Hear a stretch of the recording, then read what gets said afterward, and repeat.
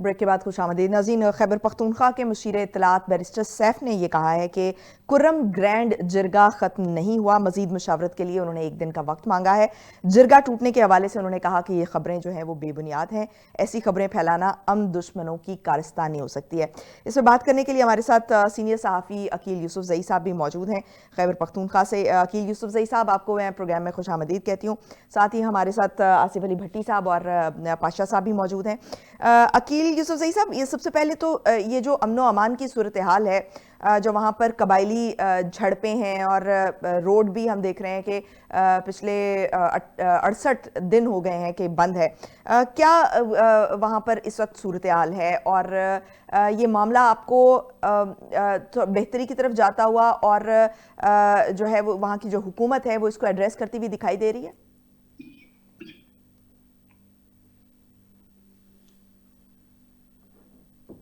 عقیل صاحب، آپ کو میری آواز آ رہی ہے؟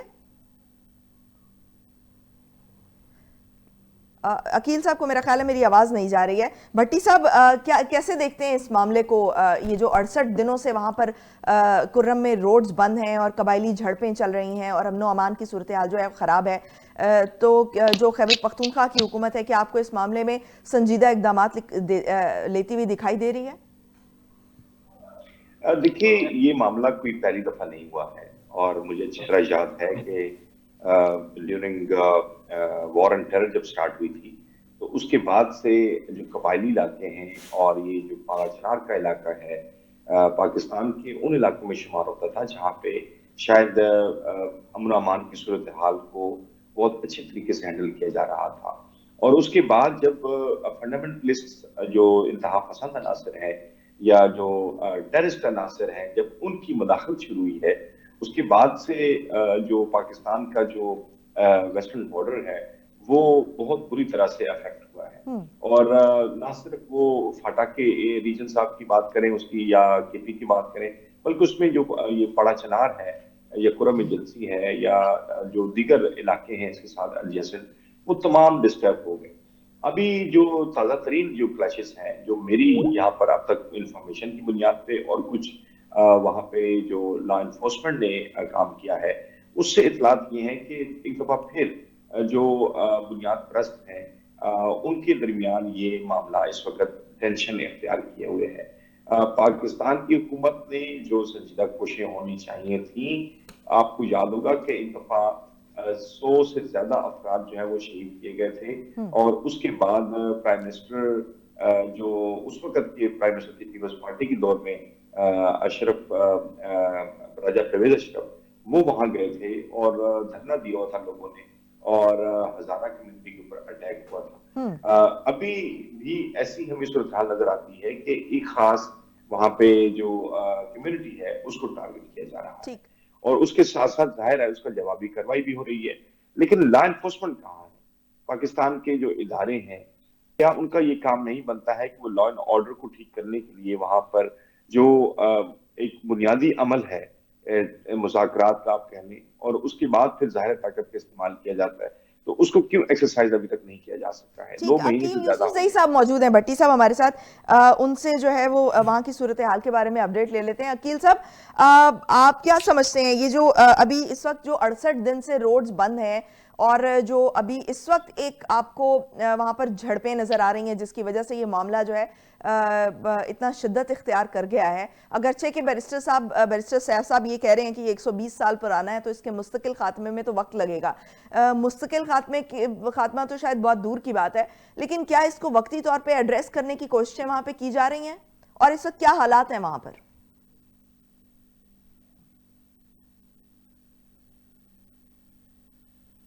عقیل صاحب کو میری آواز نہیں جا رہی ہے شاید.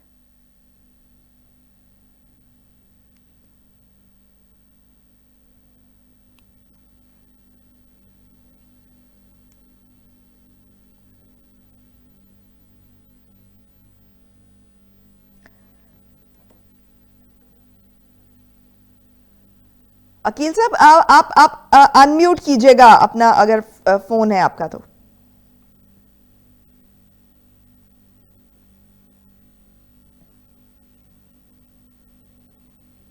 ہلو. جی آ رہی ہے آپ کی آواز. जी, बुनियादी मसला ये है स्टेक होल्डर्स है वहां पर वो उस तरीके से दिलचस्पी का मुजाहिरा नहीं कर पा रहे, उनके दरमियान कोऑर्डिनेशन का फुकदान है। जिस तरह का वहां पर एक चैलेंज दरपेश है कि ये दहाइयों का मसला है, जिस तरह हमारे चंद दोस्तों ने बताया भी कि ये आज की बात नहीं है, ये इस बरस की बात नहीं है। असल जो उस्मान सबसे बड़ी रुकावट है वो ये है कि पाकिस्तान की मिलिट्री एस्टेब्लिशमेंट के दरमियान और पीटीआई के दरमियान जो मिसअंडरस्टैंडिंग है वो काउंटर टेररिज्म के दीगर इकदाम के अलावा या कार्रवाइयों के अलावा इस वाले इशू पर भी असरअंदाज हो रही है। जो फेडरल गवर्नमेंट और प्रोविंशियल गवर्नमेंट के दरमियान तलखियां है उसकी वजह से भी इनके दरमियान कोई कोऑर्डिनेशन का कोई सिस्टम जो है ना फाल नहीं हो रहा। अभी कल या 2 दिन पहले जो जरगा हुआ था उसमें चंद हमायदीन ने यह बताया था कि जब आप लोग 3 स्टेक होल्डर एक पेज पर हो जाए तब आकर एक इख्तियार लेकर हमारे पास बैठ जाए, वरना ये उठक बैठक का कोई फायदा नहीं है। तो मेरे ख्याल में ये चौथा जरगा है जो कि नाकामी से दो चार हो गया है। और बैरिस्टर सैफ साहब सिर्फ एक स्टेटमेंट की हद तक उनकी कारकर्दगी या सूबाई हुकूमत की कारकर्दगी तो हमें नजर आ रही है, मगर अभी सूबाई हुकूमत की तमाम तर तवज्जो जो 26 नवंबर के वाकयात है या जो चंद और एक सिविल नाफरमानी की तहरीक की इशूज है उन पर मरकूज है। अभी तक मुझे नहीं लग रहा कि कुरम के मसाइल के हल समेत खैबर पख्तूनख्वा में जो सिक्योरिटी की बदतरीन सूरत हाल है उसके हल के लिए प्रोविंशियल गवर्नमेंट या सूबाई हुक्मरान पार्टी कोई संजीदा तर्ज अमल दिखाने की मूड में है। ठीक, तो ये मामला शुरू क्यों हुआ और क्या इस वक्त उनके दरमियान क्या चल रहा है? एक तो आपने फैक्टर बता दिया कि ये इस वक्त जो है वो एक पेज पर नहीं है वहाँ की हुकूमत और एस्टैब्लिशमेंट, लेकिन दूसरी तरफ जो मामला चल रहा है, जो मसला चल रहा है, वो है क्या?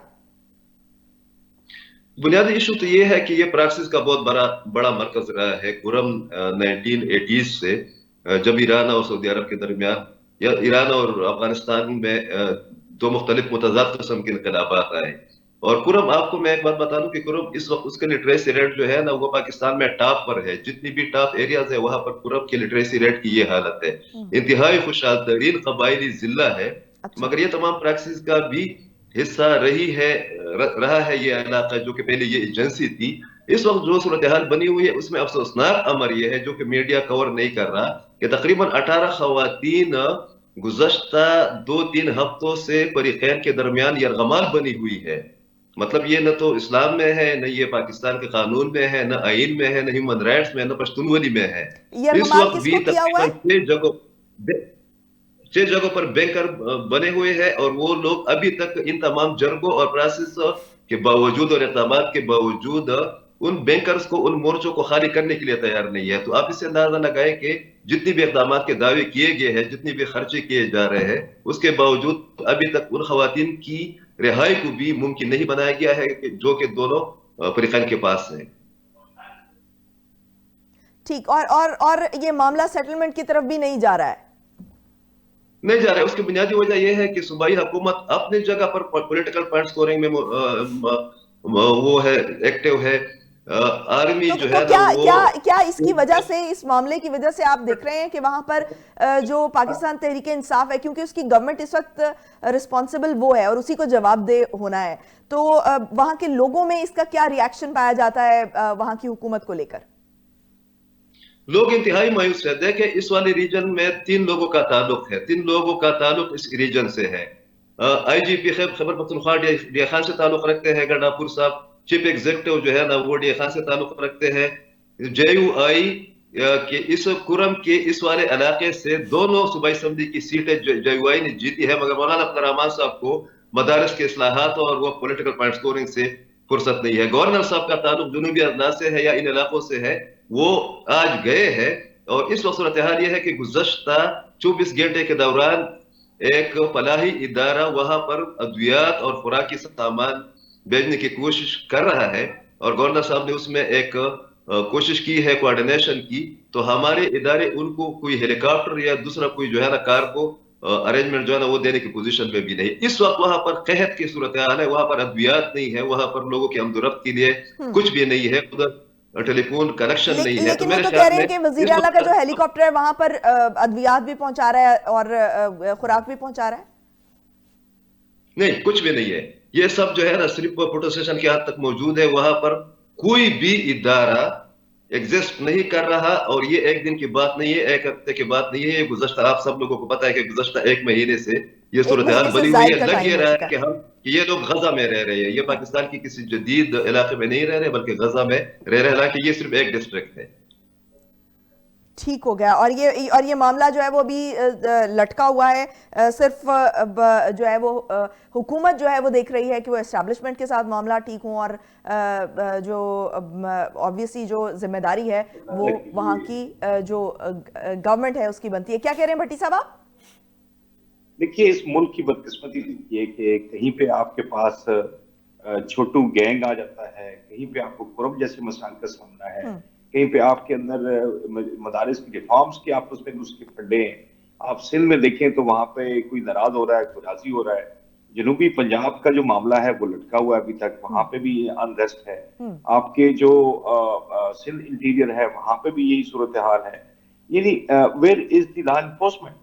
गवर्नमेंट कहाँ है? हम जब ये बात करते हैं, हमने इसको कवर किया है पिछले 2 दहाइयों से जायद, ये फंडामेंटलिस्ट जो इंतहा पसंद अनासर हैं, उनकी बेखुनी करना, क्या ये फेडरल गवर्नमेंट का सब्जेक्ट नहीं रहा? कहाँ है हमारे ताकतवर जो हैं, जिनके पास सारा दुनिया भर के हथियार हैं उनके पास, तो वो इन दहशत गर्दों के साथ दबाव की बुनियाद पे, मुझे अच्छी तरह याद है, ये यूसुफ जई साहब को भी याद होगा कि नवाज शरीफ के दौर पे 2013-14 में जब वो प्राइम मिनिस्टर बने थे तो शवाल जाके मुज़ाकरात किए थे। आपको पता है कि परवेज रशीद और आईएसआई का एक ऑफिसर और साथ में जो प्राइम मिनिस्टर के उस वक्त के प्रिंसिपल सेक्रेटरी थे फवाद हसन फवाद, वो साथ गए थे जहाज में। और ये आजकल जो सेनेटर बना हुआ है Siddiqui, mister Siddiqui old man, ये भी उस वक्त गए हुए थे साथ। आपने संगीनों के साए में वहां पे मुज़ाकरात की थी, इसलिए कि आपने सिंबॉलिकली ये बताना था कि हम उनकी हर बात को सुनना चाहते हैं, लेकिन वो हथियार ले करने को तैयार नहीं थे। जिसके बाद आपके तमाम ऑपरेशन राह रास्त 1, राह रास्त 2 और फिर उसके बाद दीगर ऑपरेशन आपके हुए।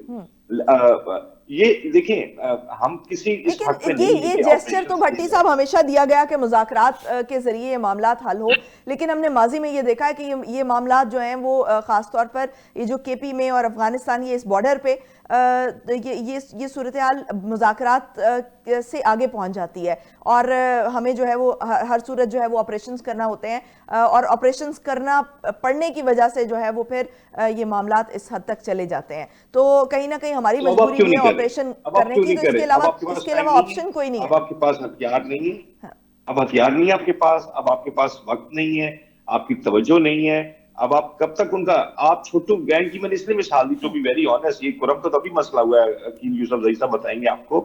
लेकिन आप मुझे बताइए, वहां पे बदमाशी है, पुलिस तक नहीं वहां जा सकती, आपकी मिलिट्री फोर्सेस गई हैं, उनको भी उन्होंने नाक को चने छुपाए हैं। तो मुझे बताइए कौन सी लॉ एंड ऑर्डर है? फिर आप कहते हैं फॉरेन डायरेक्ट इन्वेस्टमेंट आए, फिर आप कहते हैं मुल्क की इकोनॉमी ठीक हो सके। ये पाशा साहब बैठे हुए हैं, जब आपके फंडामेंटल्स ही ठीक नहीं होंगे, आप मुल्क को कैसे चलाएंगे यार? ठीक, ऐसे ड्रामा करके, झूठ बोल के क्या आप देखते हैं कि मुज़ाकरात इस वक्त बेटर ऑप्शन है या डायरेक्ट जो है वो ऑपरेशन? अच्छा देखिए, बात ये है कि मैं थोड़ा सा ये मेरे आसिफ अली भट्टी साहब ने और अकील यूसुफ जई साहब ने बहुत अच्छी और फैक्ट्स ऑन ग्राउंड बातें की हैं।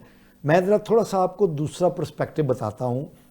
पाकिस्तान की फ़ौज ने, पाकिस्तान की सिक्योरिटी एजेंसीज ने जितने ऑपरेशन किए हैं वो सारे के सारे कामयाब हुए हैं।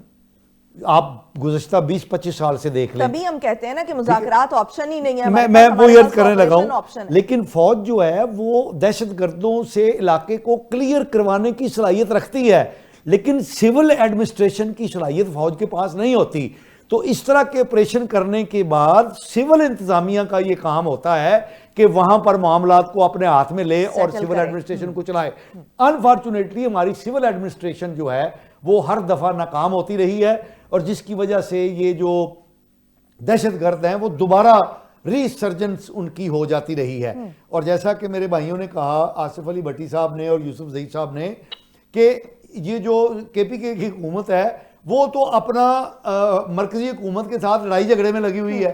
उसकी तवज्जो ही नहीं है कि वो इन इंसर्जेंट्स के साथ, इन दहशतगर्दों के साथ, या जो लोग इन मामलात में इन्वॉल्व हैं उनके साथ कोई मामलात करें। अल्टीमेटली फौज को ऑपरेशन करना पड़ेगा और ताकत की जुबान से ही इस मामले को दबाया जा सकेगा। आखिरी बात, मैं ये आपको चीज़ बताना चाहता हूं कि जो बैनुल अक़वामी हालात पैदा हो गए हैं, غزہ کے اندر اور اس کے بعد شام کے اندر جو ڈبیکل ہوا ہے، اس کے بعد مجھے یہ نظر آتا ہے کہ جو دشمن قوتیں ہیں جن کا گرینڈ پلان ہے، زائنسٹ پلان جو ہے، اس کے تحت اب اس خطے کو یعنی پاکستان، افغانستان اور یہ علاقہ جو ہے اس کو ڈی سٹیبلائز کرنے کی کوشش کی جائے گی، اور پاکستان اس حوالے سے ایک سافٹ بیلی کی حیثیت رکھتا ہے، کیونکہ پاکستان کے اندر آلریڈی سیاسی اور انتظامی معاملات کمزور ہیں۔ یہاں پر انریسٹ کو کریٹ کرنا اور خطے کو امبیلنس کرنا یہ آسان ہے، اور پھر اگلی بات کہ امریکہ جس خطے سے باہر نکلا ہے، امریکی فوجیں جس خطے سے بھی باہر گئی ہیں، وہ انریسٹ کا شکار ہوا ہے، اور یہی صورتحال مجھے اب پاکستان میں پیدا ہوتی نظر آ رہی ہے۔ اور یہ جو کرم کے علاقے کے اندر جو کچھ ہو رہا ہے، مجھے لگتا ہے کہ یہ پریلیوڈ ہے، یہ بگننگ ہے اس۔ ٹھیک ہو گیا یوسف زئی صاحب، آپ بھی کیا اسی طرف معاملہ بڑھتا دکھائی دے رہا ہے آپ کو کہ یہ کوئی انٹرنیشنل پریشرز بھی یہاں پر کام کر سکتے ہیں؟ اور دوسرا یہ کہ اس کا سلوشن کیا ہے، ذرا سم اپ کیجئے گا، اس وقت آپ اس کا سلوشن کیا دیکھ رہے ہیں کہ آپریشن کے ذریعے ہی یہ معاملہ حل ہو سکے گا؟ میرے خیال میں بالکل ٹھیک کہی ہے کہ فوج کا کام یہ ہوتا ہے کلیئرنس کر کے، قربانیاں دے کر، وہاں پر دہشت گردوں کو ختم کر کے بھگا کر، اس کے بعد معاملات جو ہے نا وہ سول ایڈمنسٹریشن کے پاس جا کر دے دیتے ہیں۔ مگر اس وقت تو حالت یہ ہے کہ آپ کے گورنر اور آپ کے خیبر پختونخوا کے وزیراعلیٰ ڈی خان میں اپنے علاقے میں جانے کی جرت نہیں کر سکتے۔ مطلب یہ پورا کا پورا ساؤتھ ریجن اور ٹرائبل ایریا ہمارے ہاتھ سے نکل گیا ہے۔ فوج ڈیلی بیسس پر وہاں پر قربانیاں دے رہی ہے۔ میں صرف ایک فگر آپ کو بتاتا ہوں کہ کل جو قومی اسمبلی کے اندر رواں برس کی جو ڈیٹیل پیش کی گئی ہے واقعات کی دہشت گرد حملوں کی، ان کی تعداد ہے 1566 حملے کیے گئے ہیں گزشتہ 11 مہینوں کے دوران پاکستان کے اندر۔ اس میں 60% حملے کیے گئے ہیں خیبر پختونخوا کے اندر، اور 1566 حملوں میں 924 پاکستانی، جن میں 60% فورسز کے لوگ ہیں، وہ شہید ہو گئے ہیں۔ اب آ کر خیبر پختونخوا کی صورتحال کیا ہے؟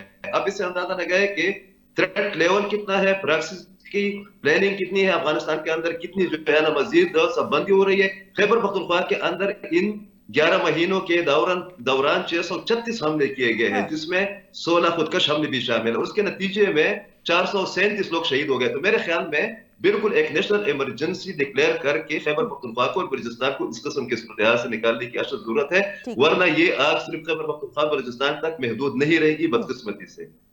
ٹھیک، بہت شکریہ عقیل یوسف زئی صاحب ہمارے ساتھ موجود تھے۔ آصف علی بھٹی صاحب آپ کا بھی شکریہ، پاشا صاحب آپ کا بھی شکریہ۔ ناظرین آج کے لیے اتنا ہی، کل ہوگی آپ سے دوبارہ ملاقات۔ مجھے دیجیے اجازت، پاکستان کی ہمیشہ پائندگی کی دعا کے ساتھ۔ اللہ حافظ۔